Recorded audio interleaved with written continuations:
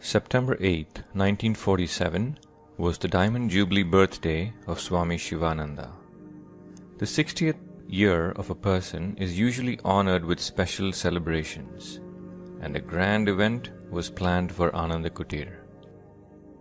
Devotees and saints were to arrive from all over India to join the tribute to the Swami. A souvenir book was going to be published. It would have various articles on the Swami's life, his projects, and even his writings.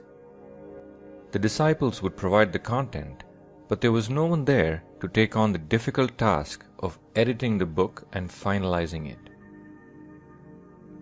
That's when Mr. Sridhar Rao, who was Swami Shivananda's secretary, had an idea.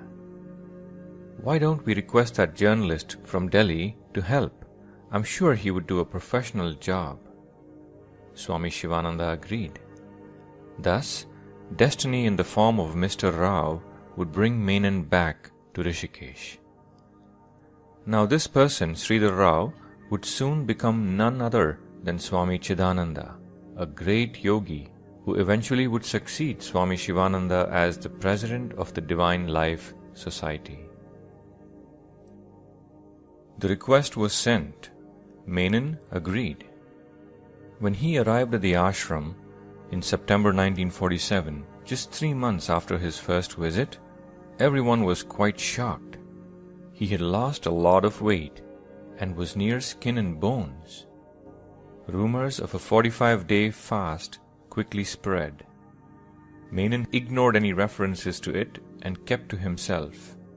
He worked hard for many days, editing the book and completing it on time for the event. On reading the draft, the complaints started to arise. He had cut out many parts of the articles, some of which were written by very important people. When questioned, Menon stood his ground. He assured Swami Shivananda, "The essence of these articles still remains. In fact, they seem more clear now that I have removed all the extraneous material." In the end, the book was published as edited by Menon. During one of the evening satsangs at the ashram, Swami Shivananda suddenly called on Mr. Menon to get up and speak. Menon stood up nervously. "Me? What will I talk about? I don't know this spiritual subject. Isn't that why I'm here?" Swami Shivananda replied, "Okay, so talk about anything, something you know about, maybe about your trip to Rishikesh." Menon began, "Well, I came up from Delhi, and then..." His mind began to race back to the trip, but there was nothing worth mention. He could not continue. It was one of those rare occasions that Menon the extrovert was at a loss for words. At last, Swami Shivananda broke the silence. "It's okay, you'll get another chance." After the satsang, on the way out of the hall, Swami Shivananda approached Menon. "What is this? An MA in literature? A successful journalist, not able to give a small impromptu speech? You better be prepared, because I'm sure to call on you again."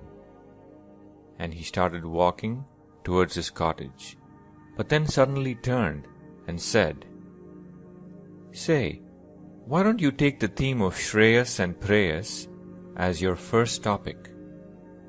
Menon researched the theme and after proper contemplation carefully wrote down his thoughts. That evening he would give his first spiritual discourse. The text of his speech is not available, but according to the Kathopanishad, the essence is this: in our lives, whether we are aware of it or not, we are continuously faced with choices and we make decisions, be it small or big. Getting up early or not, going for that second helping of ice cream or not, doing a task on time or postponing it, and so on. When faced with a choice, we can either take the path of preyas, which usually involves the pleasure of senses. It doesn't last long and is invariably followed by pain. For instance, overeating a snack can give the taste buds immediate pleasure, but is habit-forming and can affect health. Actions done with a Shreyas mindset, on the other hand, are superior. They involve the soul and are meritorious. They seem mundane or difficult at first, but truly give a sustained strength. For instance, the decision to be here on a Sunday is a Shreyas choice, one that leads to immense long-term benefit. The key, of course, is to be in a state of awareness before the decision is made. After hearing Menon speak on the topic, Swami Shivananda began to call on him from time to time to give a short talk. Menon would spend significant time researching, contemplating, and writing. When other senior Swamis offered to read his speech and make suggestions, he usually rejected it. He felt it was better for him to say what he believed than read someone else's words. The gossip mill in the ashram began to circulate. This Menon thinks he knows more than the Swamis. September 8th, 1947 had arrived.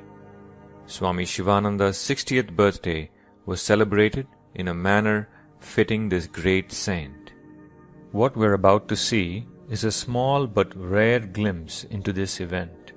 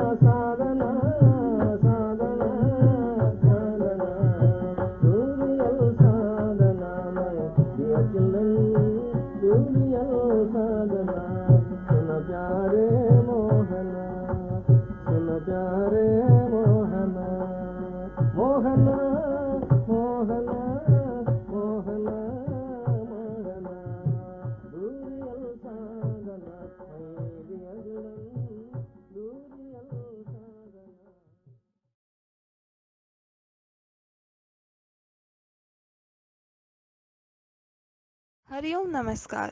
We are sure you liked the video. For more such amazing videos, subscribe to our YouTube channel and do not forget to press the bell icon.